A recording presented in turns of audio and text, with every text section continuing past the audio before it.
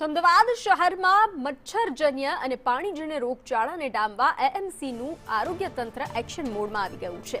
ચોમાસાની ઋતુમાં મચ્છરોનો ઉપદ્રવ અટકાવવા માટે એએમસીની ટીમો દ્વારા શહેરભરમાં ચેકિંગ ઝુંબેશ હાથ ધરવામાં આવી છે। તપાસ દરમિયાન એક કન્સ્ટ્રક્શન સાઇટ પર ભારે બેદરકારી સામે આવી હતી, જ્યાંથી મોટી માત્રામાં મચ્છરો અને તેના પોરા મરી આવ્યા હતા। આરોગ્ય વિભાગ સામે ગંભીર બેદરકારી દાખવનાર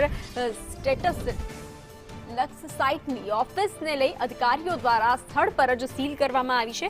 આ ઉપરાંત મચ્છરોના બ્રીડિંગ અટકાવવા માટે આસપાસના ખુલ્લા પ્લોટોમાં એકઠા થઈ અને પાણીમાં ઓઇલવાળી સૂતળીઓ નાખી અને મચ્છરોનો ઉપદ્રવ નાથવાના પ્રયાસો હાથ ધરવામાં આવ્યા છે। તંત્ર દ્વારા અન્ય બાંધકામ સાઇટોને પણ કડક ચેતવણી આપવામાં આવી છે। ચોમાસામાં મચ્છરજન્ય રોગો ન થાય તે માટે અમદાવાદના આરોગ્ય વિભાગની ટીમ છે તે અલગ અલગ કન્સ્ટ્રક્શન સાઇટ ઉપર અત્યારે ચેકિંગ કરી રહી છે અને જે ખુલ્લી જગ્યાઓ આવેલી છે, જે કન્સ્ટ્રક્શન સાઇટો છે, ત્યાં પણ ચેકિંગ શરૂ કરવામાં આવ્યું છે। પોરા કે પાણી ભરાયેલી સ્થિતિ શું છે તેની બાબતે ચેકિંગ કરી અને ત્યાં દવા નાખવા અથવા તો સીલ કરવાની કામગીરી છે। એક ઓફિસ છે તે પણ સીલ કરવામાં આવી છે। હાલ જે ચેકિંગ કરવામાં આવ્યું ત્યાં શું મળી આવ્યું છે અને સીલિંગની કામગીરી શું કરાઈ?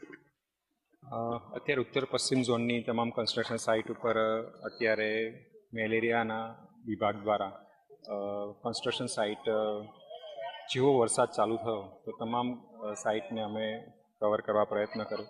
કન્સ્ટ્રક્શન સાઇટ ઉપર અમારા જે હેલ્થ વર્કર છે એ હેલ્થ વર્કર દ્વારા જઈને સૌથી પહેલાં તો સમજ આપવામાં આવી કે કન્સ્ટ્રક્શન સાઇટ પર બેઝમેન્ટ એરિયા, લિફ્ટના ખાડા કે પછી કઈ કઈ જગ્યાએ પાણી ભરાઈ શકે અને એમાં કઈ રીતે એમણે કામગીરી કરવાની કે જેથી કરીને મોસ્કીટોનું બ્રીડિંગ ન થાય। આજે આ કન્સ્ટ્રક્શન સાઇટ ઉપર અગાઉ પણ સૂચના આપી હતી, તેમ છતાં પણ અમને બ્રીડિંગ મળેલું છે, એટલે કન્સ્ટ્રક્શન સાઇટ સીલ કરવા માટેની કાર્યવાહી હાથ ધરવામાં આવી છે। પણ મુખ્ય ઉદ્દેશ્ય આરોગ્ય વિભાગનો એ જ છે કે મોસ્કીટો બ્રીડિંગ આપણે કેવી રીતે અટકાવી શકાય। પછી એ પ્રાઇવેટ કન્સ્ટ્રક્શન સાઇટ હોય કે ગવર્મેન્ટ દ્વારા સંચાલિત કન્સ્ટ્રક્શન સાઇટ હોય કે પછી ઓપન પ્લોટ્સ હોય।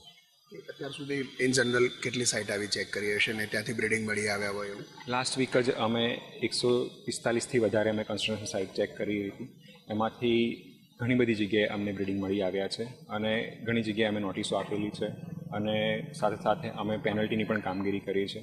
કન્સ્ટ્રક્શન સાઇટને પણ અમે આ વખતે સૂચના આપેલી છે કે કેવી રીતે કામગીરી કરવી કે જેથી કરીને અત્યારની જે સિઝન છે એ સિઝનમાં મોસ્કીટો બ્રીડિંગ અટકાવીને ડેન્ગ્યુ અને મેલેરિયા ન વકરે એ માટેની કાર્યવાહી કરવા માટે એક સાઇટ અત્યારે સવારે ચેકિંગ દરમિયાન સીલ કરવામાં આવી છે। કેમેરામેન મનીષ વાણિયા સાથે હિરેન રાવલ, સંદેશ ન્યૂઝ, અમદાવાદ।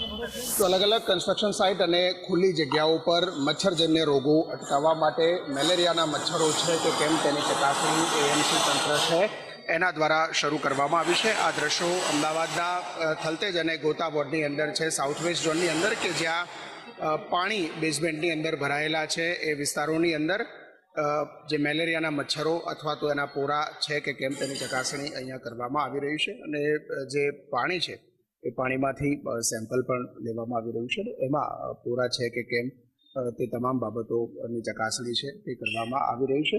સમગ્ર શહેરની અંદર આ પ્રકારે ચકાસણી એએમસીના આરોગ્ય વિભાગની ખાસ મેલેરિયા સાથે સંકળાયેલી જે ટીમ છે એ કરી રહી છે।